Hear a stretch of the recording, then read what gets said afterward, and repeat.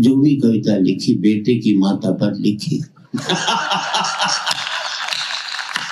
उनमें से इसमें से किसी की हिम्मत नहीं सारा लिखकर। आप लिखते रहो मोदी जी के ऊपर, क्या फर्क पड़ता है, जिंदगी भर आपको उससे मिलना ही नहीं। आप लिखते रहो सोनिया जी पर, क्या फर्क पड़ता है, जिंदगी भर आपको मिलना नहीं। मर्द का बच्चा तो वो है जो लुगाई के ऊपर लिखा। अभी मैं देख रहा हूँ जो पति अपनी पत्नी के साथ बैठा है, दहशत में बैठा है, ढंग से हंस नहीं पा रही, हंसने से पहले लुगाई की तरफ देखता है, वो हंसती है तो हद हो गई यार दहशत की। जब मैं खड़ा हूँ यहाँ पर तो इस बात की चिंता बहुत। देखो मत लुगाई की तरफ हंसते रहो, क्या बिगाड़ लेगी तुम्हारा। मैं तुम्हें बचा लूंगा और मेरे जाने के बाद भगवान भी तुम्हें नहीं बचा। इतनी जोर से दाद मत दे कि मेरी आवाज से भी तेज निकल जाए उसकी माइक तेज। हाँ, थोड़ी बहुत टिप्स देता हूँ आपको। मेरा मकसद हंसाना नहीं है, लेकिन किसी मकसद से हंसाना तो हंसाना भी सार्थक होता है। मैं किसी भी कविता में पाकिस्तान को खत्म नहीं करूंगा। मेरा मानना है कि पड़ोसन को बांझ कर लेने से अपनी पत्नी गर्भवती नहीं होती। खुद अपनी ताकत मजबूत करो, किसी को कमजोर करने से आप मजबूत नहीं होते। सीधी सी बात ये। युद्ध क्यों करते हो यार, जरा ही जरूरत ही नहीं है। दोनों मुल्क के नेताओं को जो मुल्क में खाई बनी हुई है इनको डाल दो, खाई पार दो, दोनों मुल्क बराबर हो जाएंगे, कोई किसी खास बात नहीं। तो बड़ी बात कहना चाहता हूँ, मैं कहता हूँ मोदी जी जाइए पाकिस्तान, कहो आखिरी लड़ाई लड़ते, बहुत लड़ चुके, उसके प्रेसिडेंट से बात कीजिए कि आखिरी लड़ाई लड़ने, रोज टुच्ची लड़ाई करने से कोई फायदा नहीं। बात अच्छी लगे तो आपकी तालियां चाहूंगा कि आखिरी लड़ाई लड़ते हैं, तू अपने मुल्क की गरीबी पहले मिटाता है कि हम पहले मिटाते हैं? बढ़िया बात है। तू अपने मुल्क की बेरोजगारी पहले मिटाता है कि हम पहले मिटाते हैं? यार गोलियों का खर्च रोटियों पर हो जाए तो दोनों देश के लोग संपन्न हो भाई जिंदाबाद। किसी को मिटाने से हम नहीं बनते, किसी को बनाएंगे तो हमें कोई भी मिटा नहीं सकता। सीधी सी बात है। अच्छी बात पर अच्छी ताली बजनी चाहिए ताकि मंच अच्छी बात कर सके। आपके राजस्थान वालों को कोई चरित्र नहीं, हर 5 साल बाद खसम बदल देते हो। और बेचारे राज्यपाल को एक बार उसको शपथ दिलवानी होती है, दोबारा दूसरे वाले को दिलवानी पड़ती है। यही होता है, क्योंकि तुम्हें विश्वास नहीं है। जिस दिन पलटते हो उसी दिन सोचते नहीं यार पहले वाले ठीक था। इस मुल्क का एक ही दुर्भाग्य रहा कि हमने पार्टियों को वोट देना शुरू कर दिया। अगर हम अच्छे व्यक्ति को वोट देना शुरू कर देते तो इस देश के पार्टी वाले हर साल इस व्यक्ति को टिकट देना शुरू कर देते।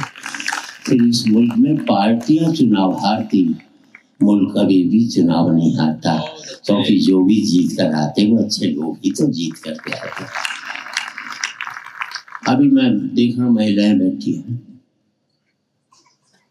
पुरुष महिलाएं बहुत कठोर होती है, पुरुष बहुत ही कोमल होता है। इस बात पर भी हिम्मत नहीं पुरुष की सारा ताली बजा सकेगा। मैं कब तक तुम्हारी सिफारिश करूंगा यार, तुम तो इतने कमजोर आदमी हो, अपनी तुम्हारी ताकत में दर्शार हो आप। बिल्कुल बहुत कठोर होती महिला। मान लीजिए भीलवाड़ा से आप जयपुर वाली ट्रेन में जा रहे हो, बगल में कोई महिला बैठी हो, आपको नींद आ जाए, आपका सर महिला के कंधे पे टिक जाए, एक झटके में तुम्हें उठा देगी, इतनी कठोर होती है। ये तक नहीं सोचती कि किसी बेचारे को नींद भी आ सकती हो, दूसरे पैसेंजर से पिटवा भी सकती, अपनी पर आ जाए तो तुम्हें जेल भिजवा देंगे। महिलाएं इतनी कठोर होती है। अब इसी सीन को उल्टा कर लो, कर लिया, महिला को नींद आ जाए, उसका सर तुम्हारे कंधे पे टिक जाए, तुम्हें अजमेर जाना होगा, जयपुर चले जाओगे, लेकिन डिस्टर्ब नहीं होगा। ये होता है पुरुष बड़ा कोमल होता है। और टिप्स देना चाहता हूँ, देखो पतियों, जब भी घर में घुसो मुंह लटका करके घुसो, उदास होकर के घुसो, लुगाई समझ जाएगी कंट्रोल में है। हंसकर घुसोगे 50 सवाल करेगी, किसके साथ बैठा था, घर में सूजा पड़ा रहता है, बाहर कैसे हंसकर आया बता तो सही। उसे लगता है मेरे जीते जी इसकी हंसने की हिम्मत कैसे हुई जो और थोड़ी जानकारी। देखो आप सबको कहना चाहता हूँ, एक तो जिंदगी भर कभी भी जिम मत जाना, कभी एक्सरसाइज मत करना, कभी दौड़ मत लगाना, आपकी उम्र कम हो जाएगी। घोड़ा दौड़ता है 20 साल जिंदा रहता है, अजगर पड़ा रहता है 1000 साल जिंदा रहता है। कमाल है। और आप सब जानते हैं भगवान ने जितनी सांसें दी हैं उतनी लोग उससे ज्यादा नहीं ले सकते। मानते कि नहीं आप? मानते हैं ना? तो ये भी बात मान लेना, जब आप दौड़ोगे तो जल्दी जल्दी सांस लोगे, जल्दी जल्दी छोड़ोगे। घर में चुपचाप पड़े रहोगे, धीरे धीरे सांस लोगे, धीरे धीरे छोड़ो, ज्यादा नहीं का। अब वही लोग ताली बजा रहे हैं जो मॉर्निंग वॉक पर नहीं जाते कि बच गए। और थोड़ी जानकारी मैं आपको दे देता हूँ साहब। देखो पति होते हैं 3 तरह के। एक होता है बहादुर, वो तो एक ही है। एक होता है गुलाम, वो सदा लुगाई के पीछे चलता है, लुगाई आगे चलेगी वो पीछे चलेगा।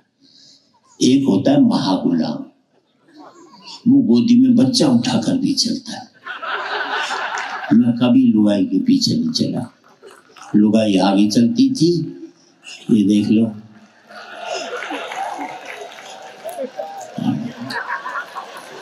ये सारा पति कभी ठीक हो ही नहीं सकता।